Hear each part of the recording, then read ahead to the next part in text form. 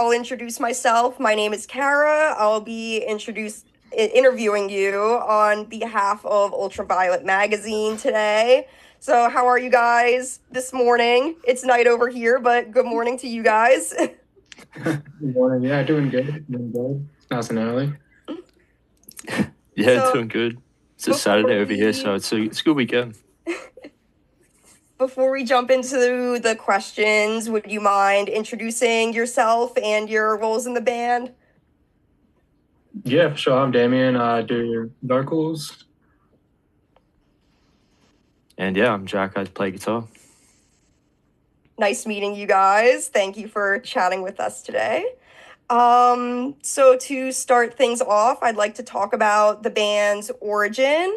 And my first question is why the name Dissect, and especially the spelling, like dissect. Where did that name come from, especially the spelling? Is there a story behind it?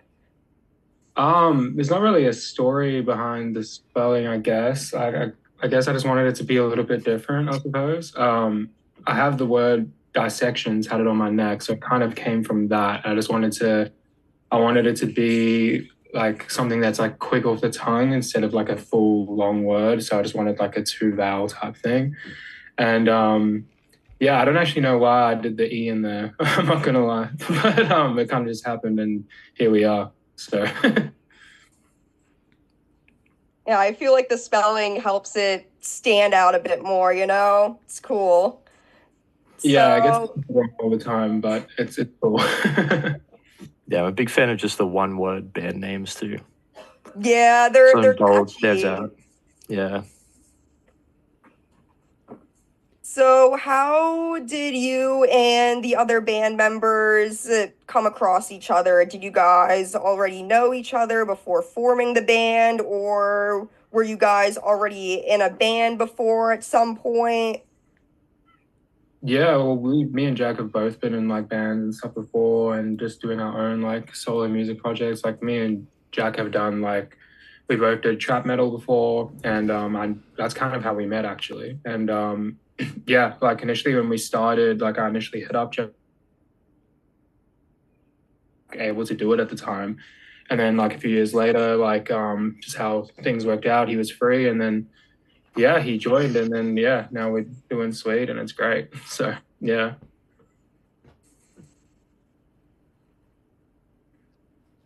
Nice. So, were there any challenges you guys faced while coming up in the Australian metal scene? I'd say at first, like I think because we're initially based on the Gold Coast, like we're kind of half Gold Coast, half Brisbane now. But when we started, like we didn't really know that many people, and we're kind of just like I guess on our own up here. So I think at first, like kind of getting our name out there and just playing shows, getting like our first shows, like show offers and tour offers and stuff, like that was kind of a bit of a bit harder to do, I guess. And then I guess we just kind of like gradually met people over time, and like that got better. But like that's probably like the earliest thing I'd say I can remember being like a bit more like difficult for us because like yeah, we just didn't know anyone type thing. So yeah. Yeah, it's like a hard thing touring Australia in general. It's like it's so big, but there's not many places to play as well. Yeah. So it's like touring and just traveling in general, if you're driving, it's like at least, 8 to 10 hour drive between capital cities. Or you could fly as well, but then, flying in Australia is expensive too. So it's, yeah, being like a band touring in Australia, it's definitely, if you put in the hours and, show the dedication, like it happens and people take notice of that too. Yeah, I feel like this industry is always about like making connections, and especially in a country as small as Australia, I feel like that would be like even more difficult than it is in a bigger country like America. I can't imagine. So, good luck to you guys. Yeah, a lot of long drives, but you kind of get used to it. But yeah. Definitely, yeah. So, congratulations on the release of your new EP, Hide from the Light. We listened to it today when it came out. It's great. And also, you guys signed with Grayscale Records, which is also really exciting. So, are you able to explain what the EP means to you and what led to the title, Hide from the Light? Yeah, so I guess like I think like nearly about 2.5, 3 years ago now, like I was kind of just I was writing a song just to have fun with it and kind of just like, not overthink it, just wanted to make as much noise as possible and just be silly with it. Um and yeah, that wasn't even actually for the band at first. It was just kind of like a side project thing, just having fun. And then yeah, I guess at some point, like I would have done like a vocal demo, and I guess I just wrote some lyrics and then said "Hide from the Light," and then that kind of just like that whole like theme, I guess, became like the overall theme for the whole EP. And yeah, kind of from that point, started writing the lyrics based around that, and then eventually wrote "Suffer in the Dark" and wanted the songs to mirror each other and stuff. And yeah, like at some point I would have shown Jack that song, and at that point I think that was kind of like the turning point for him wanting to join the band. And then yeah, then after that point we got together, and then we just wrote the rest of the EP together. And yeah, like I'm super stoked we did, because like yeah, I think it's like the best work we've done. So yeah. Yeah, 100%. Like once Damo showed me, yeah, High from the Light, I was like, yeah, I'm in. It's like that was definitely the song where I was like, yeah, like that sounds like something different, you know? Like the old stuff that was already out, it was great, but yeah, like, this was just a new sound, and I was like, yeah, that's like definitely sounds what I'm into. And then yeah, got together, started writing everything else, and yeah, it just came super naturally, and bouncing ideas off each other, doing a lot of like post production stuff too. So yeah, I'd definitely say it's the best thing that we both put out for sure. Yeah, it's interesting that Damien, you said you kind of created the rest of the EP based on that concept of hiding from the light, because we noticed that all the song titles, they sound kind of dark, like Pretty Much Dead, Suffer in the Dark. Like those are some pretty dark titles. So we were wondering, what was the inspiration behind the choice of exploring these dark themes? And are there any stories behind these songs? Are the lyrics inspired by personal experiences, fiction, or a mix of both?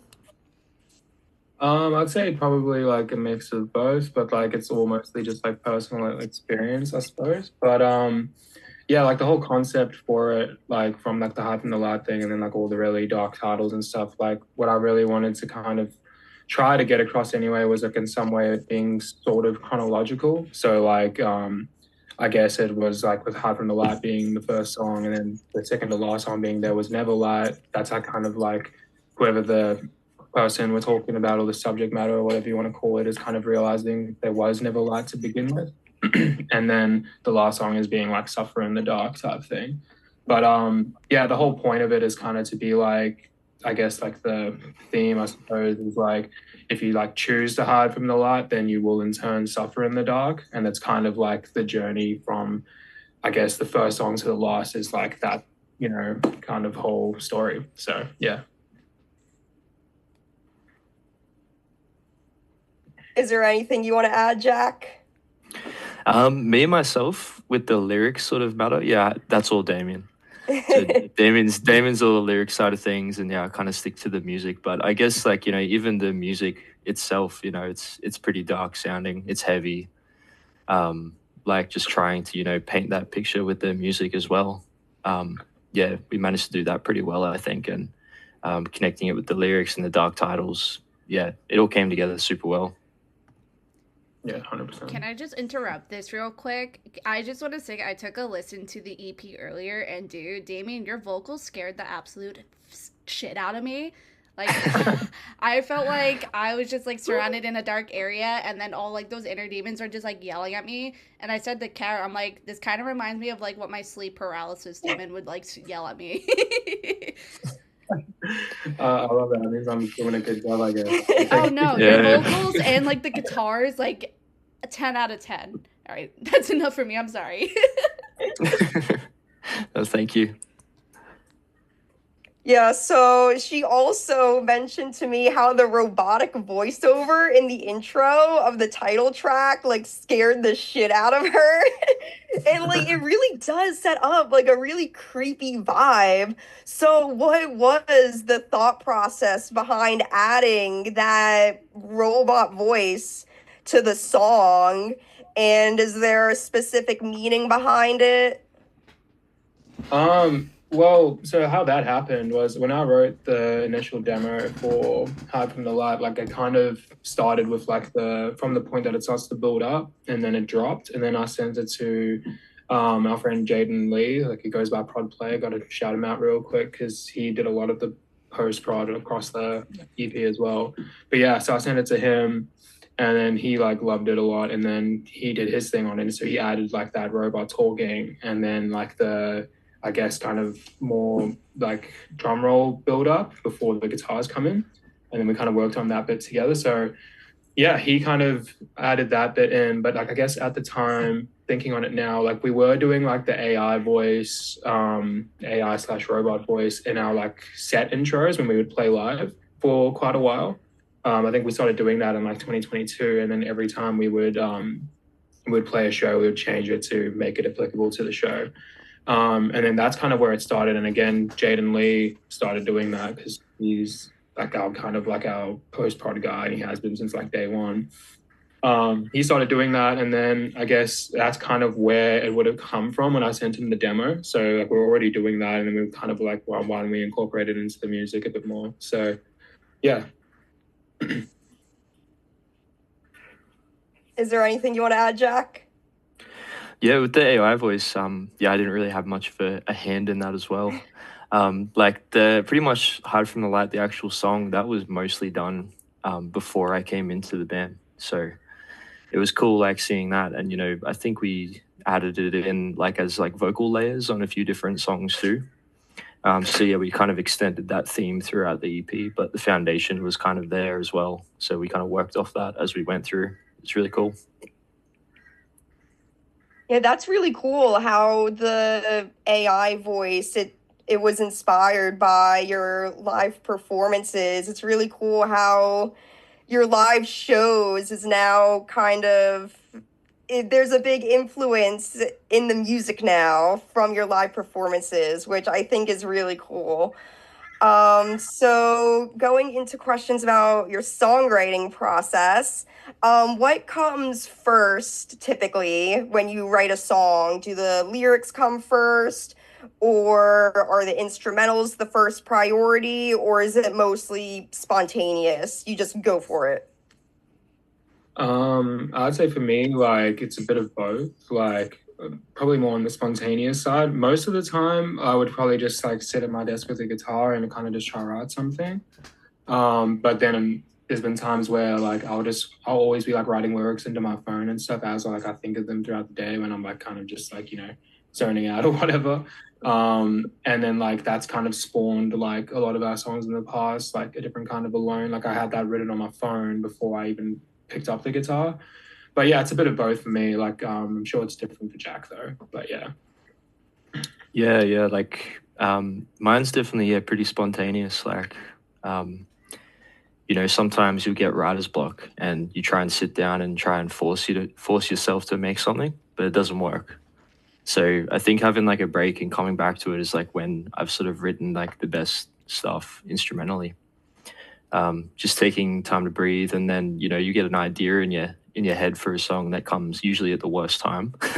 So like I'll be at work sitting there at my desk, and then I'm just thinking about this song, and I don't do voice memos. Like I know Damo does voice memos for song ideas sometimes, but I'll just like repeat it in my head all day until I get home, and then finally get a chance to record it. Or yeah, just like weird timings. Like I'll be watching a movie or playing a game, And then it's like, yeah, right, I got this in my head. I need to get it out now, and then get it done. And then, yeah, like sometimes it'll get to a point where like, you know, I send it to Damien and then we bounce off ideas and kind of do that, or we get together and, you know, finish off the song or write stuff, or there'll be parts where I just write the entire thing for the newer stuff. But yeah, it's really like interesting how that works.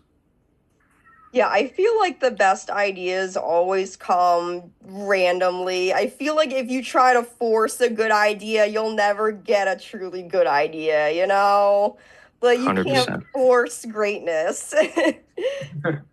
100%. And I feel like with like this kind of like a big like learning for me, because like I was just like so like stressed out for like a long time because I was just sitting here forcing myself to write stuff, and I guess it kind of worked out all right, but like I was just kind of like burning myself out, and like then if I couldn't write more, even though I had written like a bunch or whatever, like I would just like beat myself up for it and stuff. So now I'm kind of just like this year taking a step back from like writing and been like, okay, like kind of emptied out the tank a bit last year, so I just need to like relax, and if it comes to me, it comes to me type thing. So, but yeah, it's always at the worst times anyway, like when I'm like lying in bed, 100%.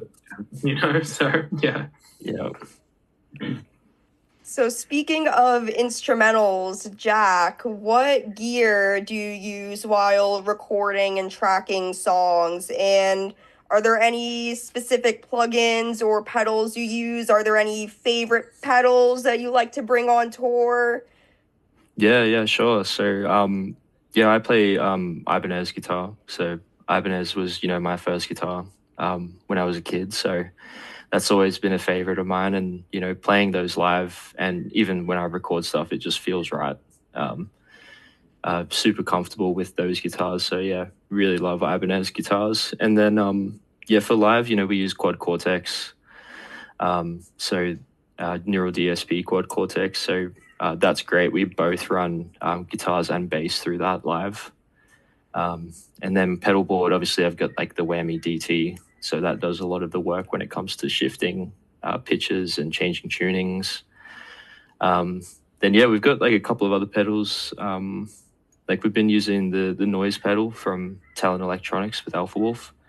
That just replaces a lot of different pedals live. Instead of having three, I've got one, you know, and it's super small, compact. Press one button, it does what I need it to do. But yeah, like even in the studio, I'd use the same setup, but I'd track the DI and the amp tone at the same time. So I have more sort of freedom and options with what I can do. I can blend those. I can send, you know, DIs to our mix engineer, stuff like that. So that's sort of the main gear that I use these days. Yeah. You can never go wrong with Ibanez. I love Ibanez. Like I have an Ibanez guitar. It's so great. I love it. They're beautiful. 100%. Yeah, they just feel right, and the neck is always super, you know, easy to play, and it's not bulky. It's nice. Yeah. Exactly. They're perfect, especially for metal. They're perfect. Definitely. And Damien, this question is for you. What vocal techniques do you use when you scream? Do you do fry screams, false chords, or gutturals? And what's your warm-up techniques? Because those screams can be very taxing on the throat. Yeah, I mean, like, I always thought I did vocal fry, but then over the years, people have said to me, like, nah, dude, like, I think you do false chord. And then I'm like, maybe I do false chord. And I'm like, I don't really know. Like, you know, because like I've had a lot of vocalists that are better than me telling me, like, what they think I'm doing. And I'm like, cool, like, I just kind of, like, I've always just, I guess, done it. And then it's just happened type thing. In terms of, like, I guess vocal fry and false chord, like I do warm up both of those like parts of like your like throat, I suppose, when we like perform and stuff. Like I always do a 20-minute warm up. I got to shout out David Benitez real quick because he does this like guided warm up on YouTube that I've literally like religiously done anytime before we perform, record, practice, whatever. Like I can't like do it without doing his like YouTube video guide now. So I've really got to shout that out because he's like basically the MVP for me. But yeah, I just do like a full 20-minute guided warm up and just go through like all like the exercises he does, and then I'm pretty much good to go. So yeah. Yeah, I hear Dave Benitez is great when it comes to that stuff. Do you get vocal lessons from him, or are you mostly self-taught? I'm also taught. It's just that when we kind of like started as a band, and like back then I would just sing a little bit and then just go for it. And then I guess we had like a practice one time where like I just got a bit too excited and just overdid it, and then I was like kind of like a little bit worried about my voice. And then that's when I found his YouTube channel, and then ever since then, like because he had like the guided warm up, I would just do that every time because like I was like I just feel like now if I don't do it, like something's gonna like go wrong, you know? So yeah. Yeah, I feel like warming up when it comes to metal vocals is super important because that can mess up your throat. I've heard of like other vocalists just like completely their vocal cords. So yeah, I understand that. Yeah. Yeah, I think Um, it comes in handy, especially when you're touring, you know. Like you need mhm. to take care of your voice when you're touring, playing, you know, like 4 or 5 shows in a row. Yeah. Yeah, definitely. So, going into your band's sound, what is your band's main influences in terms of your genre? It like to me and Emily, it kind of sounds like Alpha Wolf and Heaven's Gate and Face Yourself. That kind of metalcore, like deathcore blend. Did you guys have any bands that particularly like influenced you guys when it comes to your sound? I feel like it changes all the time, hey. Like me and Jack like are both like from like deathcore backgrounds, and I feel like that over the years is like starting to show more and more.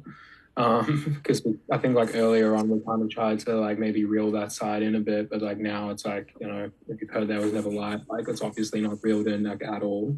But yeah, like I think like for me, like vocally, like Tyler Denon from Sworn In was like the biggest influence.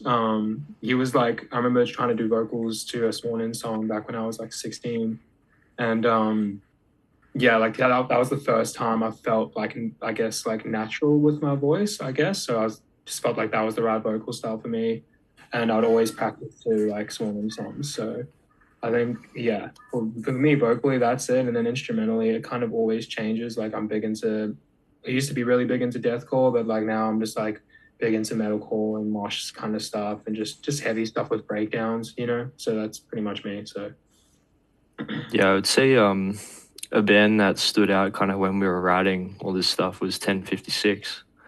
yeah.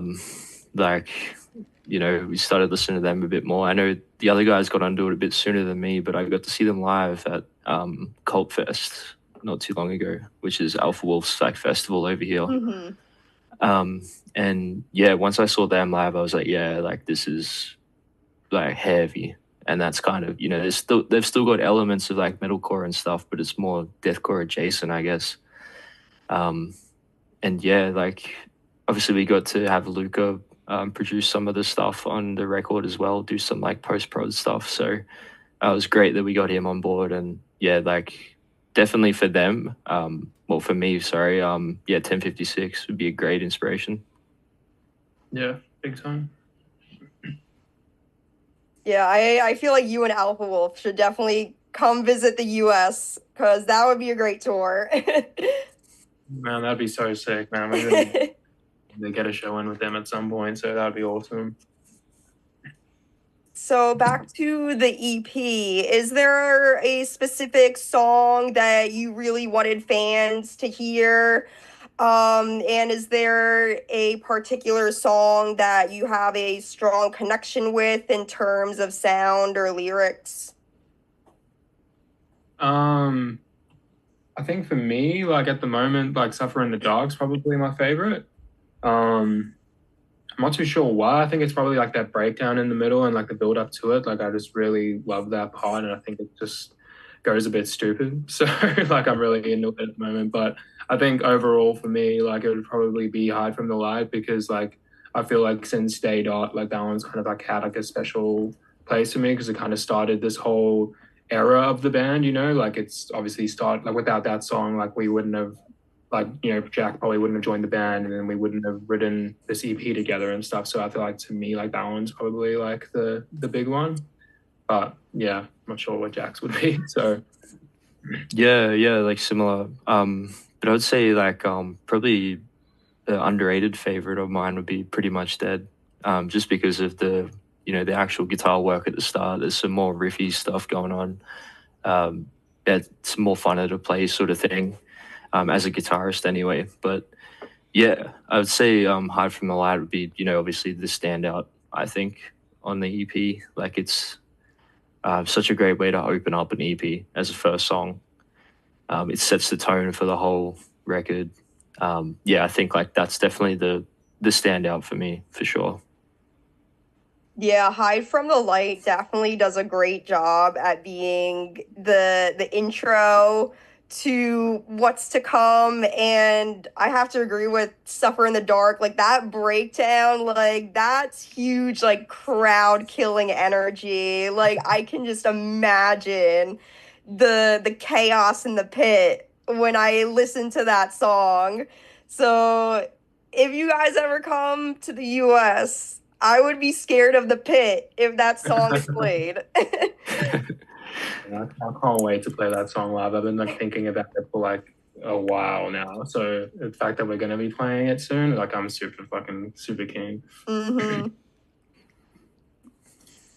So, have there been any songs that went through major changes from the demo to the final product? And if there was, what song from the EP had the most drastic change?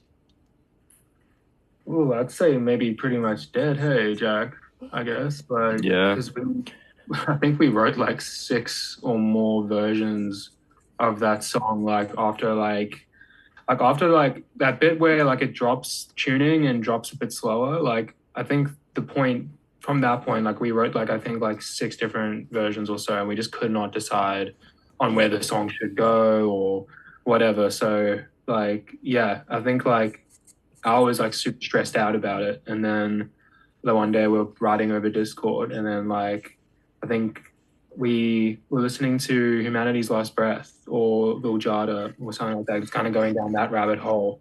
And then it kind of all just made sense. So shout out them and Buster for sure. They saved that.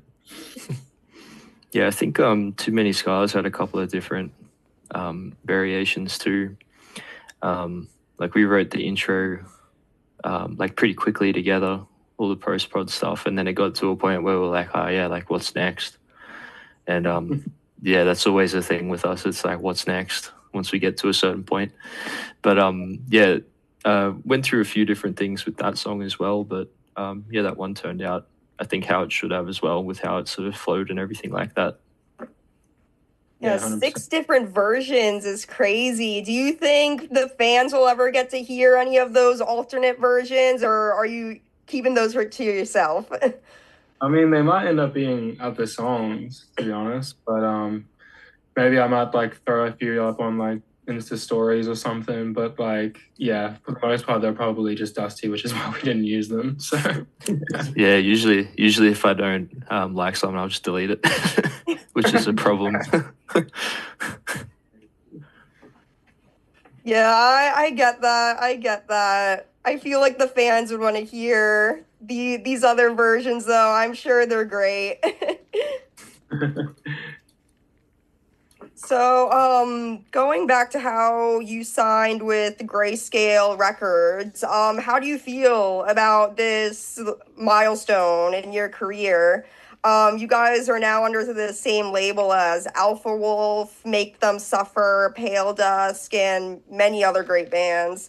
And what drew you guys to sign with them?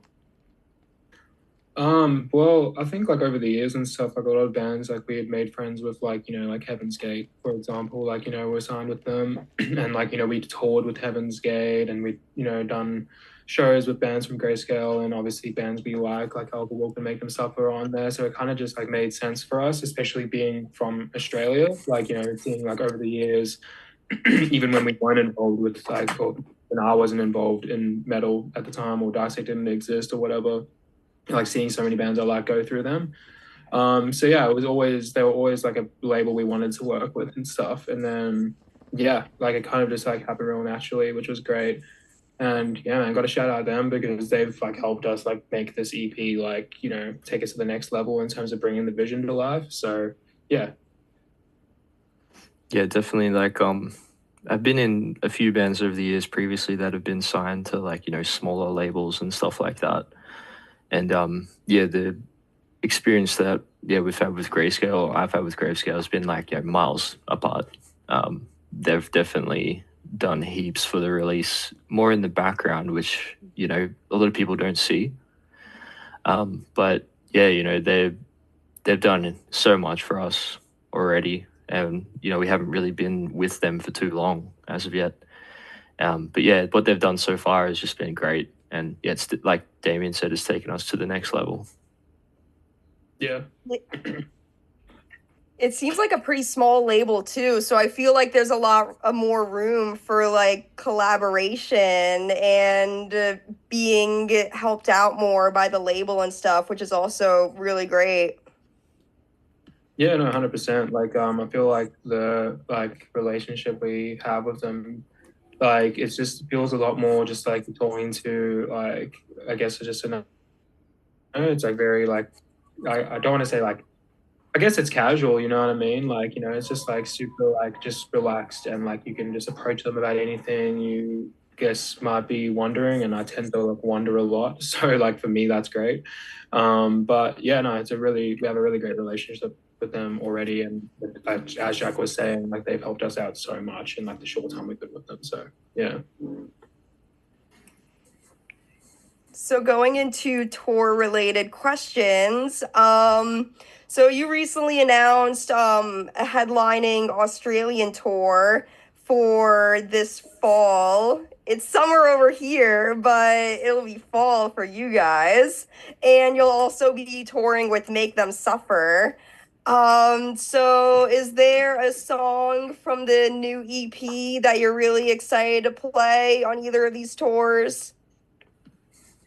For me, it would be Suffer in the Dark for sure. Super keen to play that breakdown, like I was saying, for sure. And just honestly, like we've played There Was Never Light before, but like keen to keep playing that because especially now that people know it and know what's coming, like I think the pit would probably be a lot crazier. Like it was crazy on the Throne tour, don't get me wrong. Like, and I think that was just so in part to people just being like, what is actually happening right now? But yeah, no, definitely keen to play those two. Yeah, super keen to play Hide from the Light. Like we got to play that on the Throne tour, which was great. But it's just a fun song to play in like such a great way. We usually has it as our set opener now. So starting with that, it's just yeah, people kind of know what's about to happen, I guess. So yeah, it's a great set opener, and yeah, There Was Never Light as well. Like that song, it goes off live. Crazy reception, even when we were playing it when it was unreleased. You could hear the crowd's reactions like when you're playing that song. So that's definitely a good like sign. And now that it's out, people know it. They're more expectant on, how it goes. So very keen to play that live now that it's out. Yeah, I feel like every song from that EP has the potential to be like just a crowd killing like banger. Like it will be crazy. I'm sure it'll be crazy.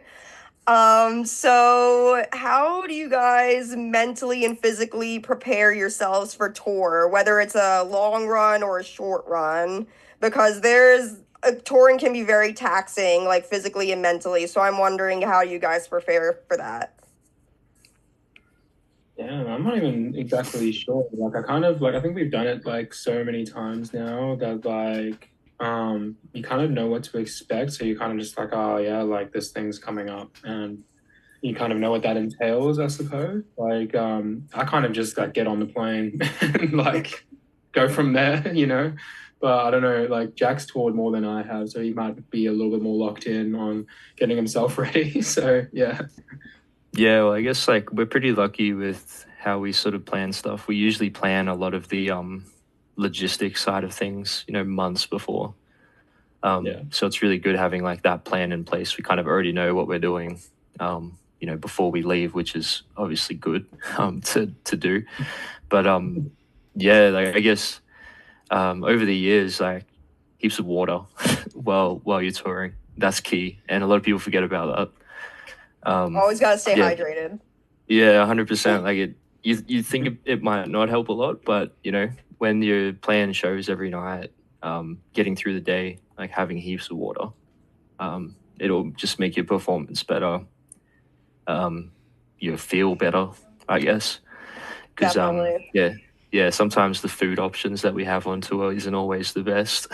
Yeah, I So can it's imagine. Yeah. yeah, Like yeah, you probably won't have like a home cooked meal at all just being on the road. Like that's one of the yeah, harder things that I think there is about touring, just like hearing about it, just not having definitely. decent food options, just always Yeah, being on the road. Man, we did a yeah, like tour here with Heaven's Gate and we ate KFC every day for like a week. It was we did yeah, not it's not feel good. Yeah, nah. Yeah, that wasn't great. But sometimes you like there'll be venues that will have like food options at the venue. And They're that's usually that's not great though. sometimes they're not, but sometimes I've been really surprised. Like I think Crowbar at Sydney, they have like a great barbecue like restaurant. So, you Oh, actually get nice. yeah, you get like a crazy feed from there and you get a discount. But there'll be some venues that even, have food options on the rider. So, you just kind of eat that. It's better than, truck stop food or stuff like that you usually have. So that's always good. I've 100%. never heard of a venue that had a barbecue before. That's something America needs to have, like Mm, now. definitely. It So, was a lifesaver. speaking of venues, are there any venues on either of your tours that are coming up that you're most looking forward to perform at? And have you ever performed at any of these venues before? I'd say for me, like it would be the station on the Sunshine Coast with Make Them Suffer. Like that venue I saw with on Alpha Wolf's regional tour that they just did. Like the venue looks massive, and I was like kind of just like, wow, like that looks like it's going to be crazy. And that show is just sold out, I think, this week. So really looking forward to that.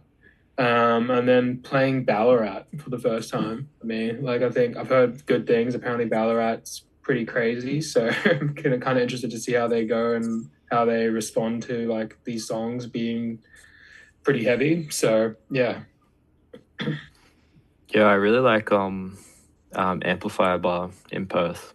I think that's a great venue. And we don't get to go to Perth very often at all because it's literally on like very isolated on the other side of the country to where Mm. everything else is. Even flying there, it's like a 6-hour flight or something from where we live just to get to, another city in your country.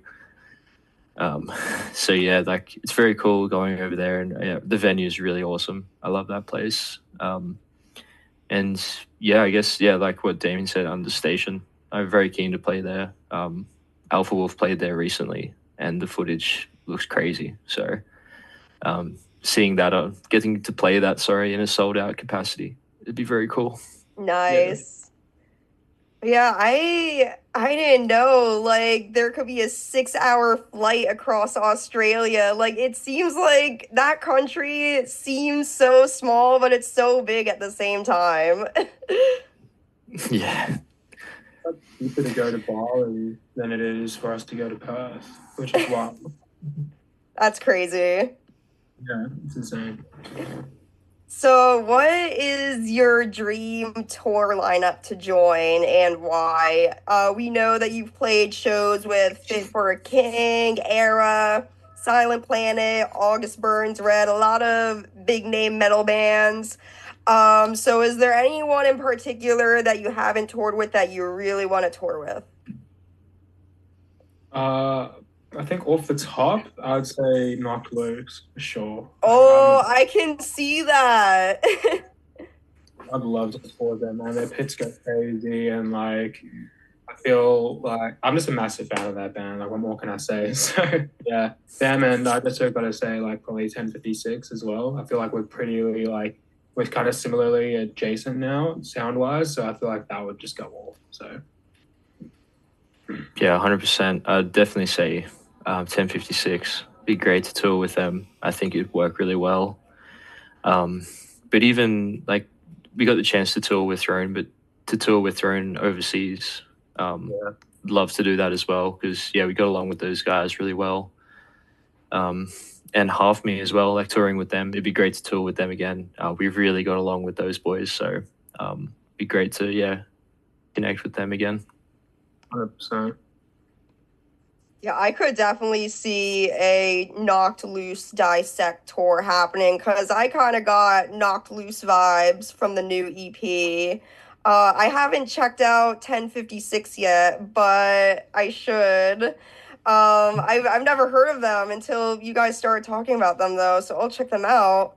But yeah, Knocked Loose, yeah, like your sound is very. I got Knocked Loose vibes from the EP. Oh yeah, I'll take that. I'll take that. So, do you guys have any funny stories while touring? Did anything particularly memorable happen on the road at one point? Well, I always like. There's a few things. I'm a like a blank. Oh yeah, just trying to think. Just trying to think of certain scenarios. But there's been times where I think there was one time in Melbourne where we just went to check out kind of the nightlife. On a Friday night. We went to get some drinks. We walked out of the bottle, and then there was full a fight happening in the street right in front of us. And we were just like, whoa, like what's happening right now? And there's police officers coming out of nowhere, just grabbing this guy. So that was like super chaotic. Moments like that, there's been a few where it's just, there's crazy stuff going on and we've just been thrown into the middle of it for no reason. And we're just standing there like, what's happening right now? I think Melbourne's pretty prone for it as well. Like I think that same night, like we saw like a robbery from a designer store, saw somebody getting arrested. Yeah, that's just a going. normal city thing at that point. Like I live in a big city, and that stuff like that I see. Like I experience some crazy shit sometimes. True. I think I guess there's like I'm like from the suburb kind of vibe, and then like I think same as Jack. Like Jack's from up north, and like so like me personally speaking for myself, I'm not used to the city stuff. So when I'm there and like that kind of shit's going down, I'm like, yo, like this is kind of crazy right now. It's really fun. You get used to it. Yeah, definitely. Yeah, like I live in Brisbane, like kind of close to the city, but I work in the city as well, so I'm always in there, and yeah, you always see some crazy things going on. But it's funny just experiencing it as like a tour party, I guess. Like we're just trying to do our thing, and then something crazy's going on. We're all standing there like having the same experience. Like, what's happening? So, what has been your favorite tour so far and why? I'd probably say the Throne tour, to be honest. Like, Oh, I love Throne. Yeah, shout out Throne, man. Like, it was just a really like sick opportunity for us. I think it's probably like the biggest like tour opportunity that's come our way by a mile. And I got to learn so much on that run. And plus, as Jack was saying, we got along so well with Throne and Half Me. And we just toured with the Outsider before, so it was just like a really great tour package. And yeah, everyone was just getting along, having a good time. The shows were great. The entire tour was sold out. We're playing some really big venues, like bigger venues than we were used to, and it was just a good time. So wish it didn't have to end, you know, still thinking about it to this day. But I would say probably that one for me. Yeah, I see the throne poster in your background. Yeah, I even hang that up. So.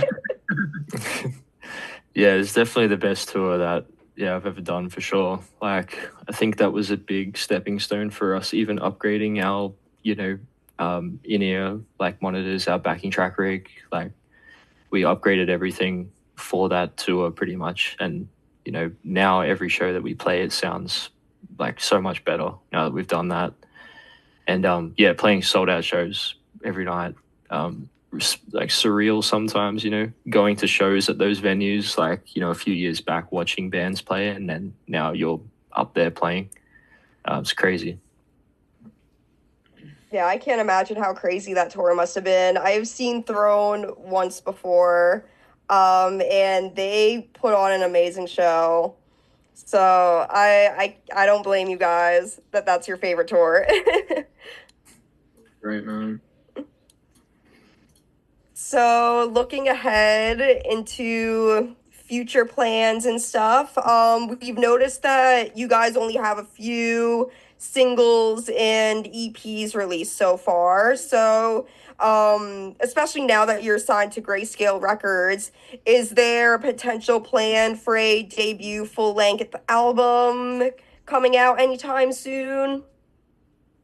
100%. Like always have like the album in mind. We've been thinking about that for a long time. But like yeah, always have it in mind. Always trying to like work on that. Can't say I guess like when we would, but 100%. It's like up to us. Like sooner rather than later. Definitely want to get the length out there. So. Yeah, definitely. Like we've already been writing stuff for it. Like in the background, it's mostly demos at this stage, but there's a handful of songs there that that we've been working on over like the past, even since the start of the year, basically. So yeah, we've always got songs in the bank, which is really good to have. We're always working, years ahead, I guess. We're always thinking about, what's happening next, what we need to do to make that happen. So getting everything done sooner rather than later, definitely, for sure. Yeah, it's always good to plan ahead. 100%. Going back to touring, how do you kind of see yourselves in the next year or so with touring, especially because you guys have never come to North America before? So, do you envision a North American tour happening anytime soon, in your opinion? Man, like we'd love to get over there as soon as we possibly could. Hey, like we've been wanting to get to the States since we started as a band because I think we even have a bigger following in the States than we do over here, which is crazy.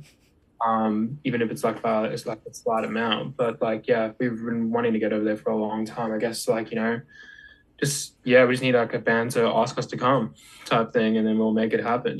So but yeah, hopefully it happens soon. That'd be sick. We also want to get over to Europe, finally make that trip. And yeah, I think just kind of setting our sights on overseas at the moment would be like huge for us. So yeah, definitely. Like Europe is definitely on the cards a lot sooner, I would say.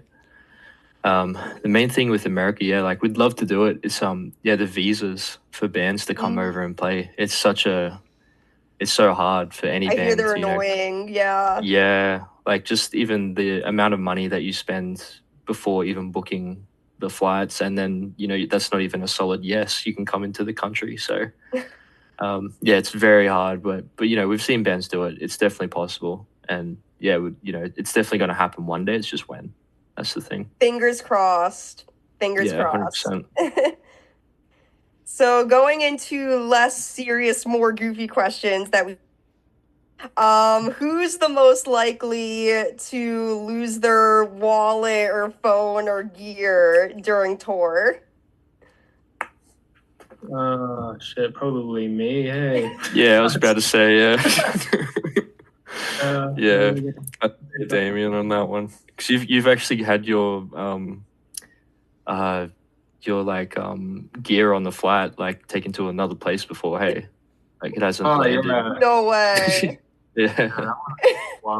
We went to play a show in Sydney, and I didn't realize it was going to be like, a lot colder in Sydney, but like I didn't really think about that because I had clothes. So I was just wearing like, shirt. And then, yeah, the airline sent my clothes to like Perth, which again is the other side of the country. And then I'm like on the phone to them like all night shivering because I have no clothes, like nothing. And they're telling me like, oh yeah, your bag's in Cairns now. And I'm like, bro, like how did it get from Perth to Cairns, which is now the top side of the outside? Yeah, so that was a bit shit. Yeah, but we got my clothes back eventually, which was great. So That's Yeah. good. that's a There, I rough- did. Yeah, I did lose my AirPods once though on one of the tours. Yeah, yeah, That happened too. that was rough. That's so real. I feel like I would definitely be the clumsy one, always losing my shit. It's just so easy. Like you can, like, cause like you have to leave for a show that's like 10 hours away. You have to get out of there quite quickly, and before you know it, like I remember this one time I lost my AirPods when we were on tour with our friends in this band called Atlas. Like it was so sad. It was our first tour ever, so like I was like relying on those AirPods to get me through because Atlas's Tommy like snores really bad.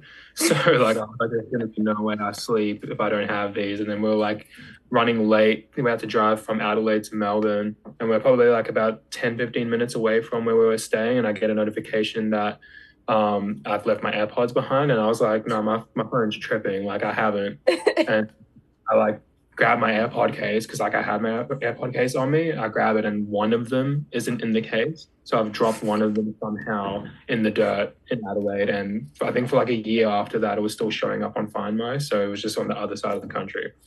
So yeah, shout out to that AirPod, man. It really held on. Rest in peace, that one AirPod. Yeah, when I lost my AirPods, it was literally like we got back home, dropped off the tour van, and we were walking like out of the airport, and I realized I didn't have my AirPods, and we just come off a tour that was pretty hectic, and then I was just gonna take the loss and just keep going. I don't care at this point. I just want to get home.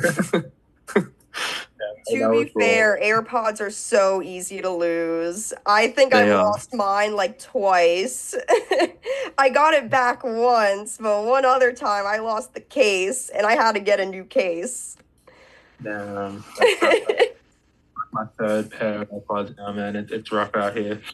Yeah. So, what is you guys' favorite guilty pleasure songs? We won't judge. Damn, I'm like really, I like love listening to sad ass music, I guess. Like that's probably the first thing that comes to mind. But I'm really bad at going blank on this kind of stuff. But like first thing that comes to mind is like Escape the Fate, like OG Escape the Fate. Like That's good.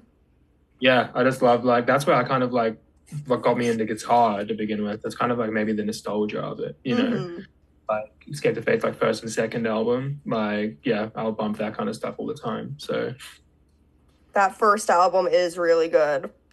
yeah, 100%. Yeah, it's funny for me. I don't actually listen to a lot of like metal myself, like in my spare time, which is surprising for a lot of people. But my favorite artist is Yeet, basically. So that would be, that would be, a guilty pleasure. It's funny. Yeah, he's like literally my favorite artist, and whenever I tell someone that, it's like, why? Yeah, I feel like it's so common for some musicians to like not really listen to the genre that they play, and it's really funny to me. Yeah, it's just giving your ears a break. Like it's music you don't have to think about, I guess, as well. Like Makes sense.